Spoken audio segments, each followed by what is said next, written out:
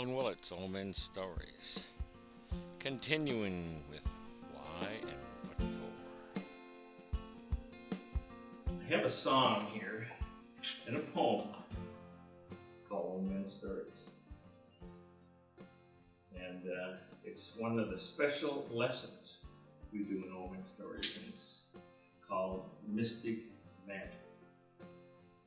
And mystic magic is a word that I came up with because there wasn't a word for what I wanted. It was like that's something special that happens in our lives. That just doesn't fit right. I mean, there's something special that happened there. But if I tell anyone, it disappears sort of. Because as soon as you start using words, it disappears. Start limiting what your story is. And all of us have our own mystic magic. Anyway, this is a poem and a song that I wrote. I thought we were going to get a whole bunch of them. Well, we got one. Just got time to get one for me. And it goes back to when I started out with the poem about why and what for. And I have this is my definition of why. Why is survival. Why am I alive? Why do I have to do this? To survive. And to feed your family. You have to be satisfied. For why? We come up with what for? What am I really doing this for? We have extra time on it. We've provided. We've survived. We got to the next level. And then we look for those that are harbingers of the wonderful messages that are happening in our world. And it's funny because I had the conclusion of my speech and I was a whole bunch of things missing. And this week, I got this thing from a friend of mine in Florida, and he said, listen to this, Roland.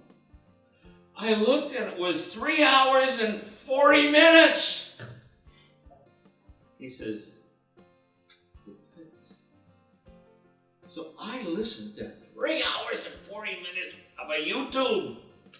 I mean, who listens to 3 hours and 40 minutes? 7 minutes, okay. 5 minutes, much better. I listened, and he brought all the things in that I was going to be a part of. What he said was, the conclusions in it, is that we are mystic magic. There's something beyond us. Everything that happens here is a reason. And he sat and proved it with scientific knowledge and then brought it over to the mystic knowledge. Told about his journeys to Tibet. And he told about his journeys as a scientist.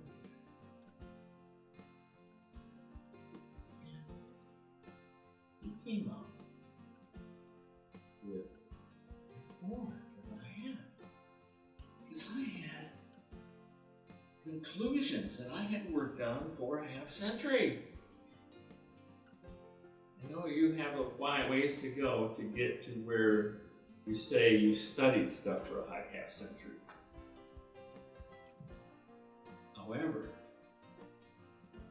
if you continue going, what'll happen is you'll find these things that happen where all of a sudden you go from belief systems. Everyone knows what a belief system is. I believe. You go to a course system. I know it. Someone asked me once, they said, Roland, you believe in God? When I was reading, I said, yeah. And they asked me, Relatives says, no. I don't believe in God. I know God. I have enough information accumulated over all this time that it's not a belief. It's like breathing air. I know it. It exists. Now, in what form? That's the journey that I'm taking. I don't know. It seems to creep up here and creep up there. And I have this little mystic magic thing where, oh, geez, look at that flower. Oh, man, this person got healthy, and I don't know why. The chances were not there. Everything wasn't there. If I tell it, someone will come up with something to explain it. I know. There's mystic magic. That nebulous somewhere. And they make this speech quoted. The scientific studies on where they came up with the same thing about how thought creates reality. They actually sat down and scientifically showed it. Man, I've got 15 minutes. So I can give conclusions. If anyone wants this, by the way, you can ask me. I'll get them the web address for this speech.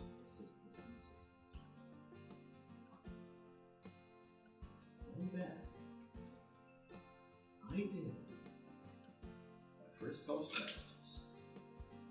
And I was a young 69. Okay?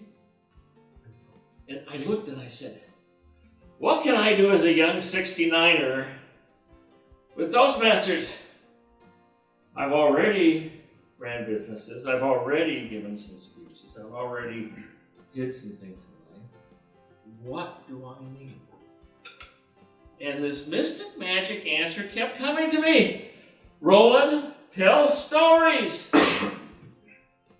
Tell stories. Tell stories about yourself. And then get what stories are about. So I went and I paid $4,000 to be a professional speaker. And I went in there and said, what do you want to do? I said, I want those stories.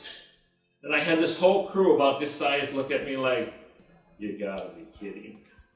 Why did you pay $3,000 to come in and learn how to tell stories?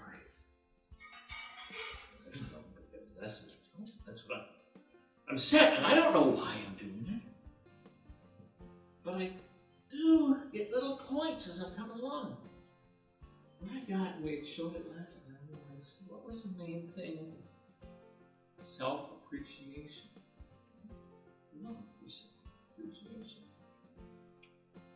I found in my life, believe, and I found it with others, that you cannot love anyone else more than you love yourself.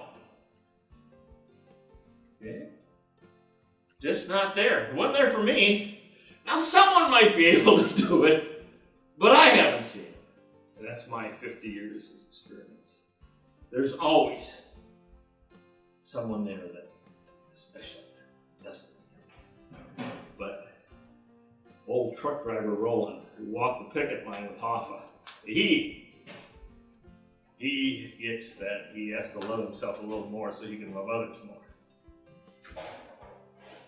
So, I said, if I start telling stories about myself, I can make this step. I can make the step to love myself more because by telling stories, I'm singing with them, going along with this song. By telling stories, see, you bring whatever out there back into the story. It's cool. I mean, I had music, that's good. I should have started singing this. I just got myself a little lost. Where was I? Really? Storytelling. What? Storytelling. Okay. Self-appreciation. Self-appreciation. You know, you get going to that stuff, you know, this stuff, you get a little interruption. For old people, especially. Oh, where did I go? And when my mom gets all upset with me, where is she going? I say, isn't the lake beautiful? She says, oh yeah. And she'll get lost, and she'll forget all her worries. And the lake is beautiful.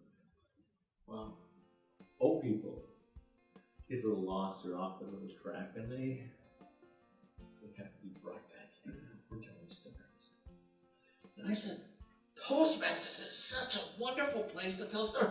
Do you know that I tell stories here, and I told them about 5 other places around here? I told them about Alameda and all over. Do you know what they have right now in the Bay Area? The first 2 storyteller Toastmasters. I just joined across the bay. That's some miraculous thing had me over there one time for one speech. I joined the club and I participated in something that people got ideas from my storytelling about setting up the people. Oh, it's wonderful. But I look and I say, love yourself. If I can say to you,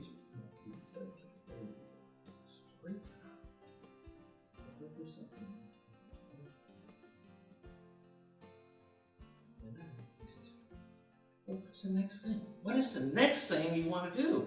What's the next what for? As humans, what for? I looked and I said, well, I'm telling stories. Well, how am I telling stories? I'm telling stories with my intelligence. Okay? I'm using the brain now. And I said, why do we as humans have brains? And the rest of them don't really have the what for up there. Why? Because I looked, and in these scientific studies and all these things, they say, we're a perfect being. I mean, you got to get the complexity of each one of us. We are so complex, and we're perfect in that we're alive. And not only are we alive, but we're thinking. Now, why would nature give us thought? And I go back, and I come from a good Catholic background. To praise God. Well, it won for me for a little while, and I was a believer. But when I was a knower, I got, doesn't fit. I mean, it's cool, but it doesn't fit. Why? Well, I looked and I said, this is Roland theory. It's good Roland theory. Well, what happens to plants to reproduce? They have all this intelligent thing happen, and they have billions of spores to create a couple plants. And I said, what is needed? What is needed on this earth to take the plant earth and move it out? Isn't a long neck like a long dinosaur neck or giraffe neck? It isn't going to work. You need something special. You need something that has intelligence, that can move us out there. Okay, you need something that's super. So I looked at that and I said, man, that fit for me, but there must be something better. There I am, an old universe farmer. We're farmers. We go out and plow the fields and fertilize, feed the ground, and we get plants coming out. We're good farmers, and we're intelligent farmers. And now we have this special tool. Really, really, really super special tool. We have the tools to go to outer space. Wow! I look and I say, is there anything in the Bible that justifies what I say? Of course, everybody looks at the Bible and says, but if you really look, where's heaven? Is it down there? Is it down there, guys? No, heaven's up there. Every one of the religions, I studied them all. Every one of the major religions, I didn't study every religion, has up there something open in the sky, something up there. So it's like They showed us direction, but we didn't even have the ability to even think that we could go to outer space. Until now. Man! I am so lucky that I, right now, get to participate in that. Maybe I'm just a small harbinger for this information. One person can make a difference. And one person multiplied out can change our universe. Going back from Toastmasters, the storytelling, adding value to ourselves. Once we have wonderful added value, we look and we say, hey, if there is a what for, that's a pretty cool one. I know it's there, but everyone else has to take their own journey to get there. But I know, loving themselves more, telling stories about themselves, thinking about themselves, that they will make the journey soon. There aren't a absolute path anywhere. Every one of us, all 6.5 or 7.5 billion people, have their own unique journey. You gotta get the magic in there. But we can, as a group, come up with what we should do, where we should go. And then after deciding where we should go, each one of us, loving ourselves more, spread the word, look at our leaders, look at the people we pick, and say, what did you do? What did you do for us to put you in the history books, to give you exclamation of being wonderful? What have you done to bring what our purpose is? OMS Stories. One more day, continuing our search.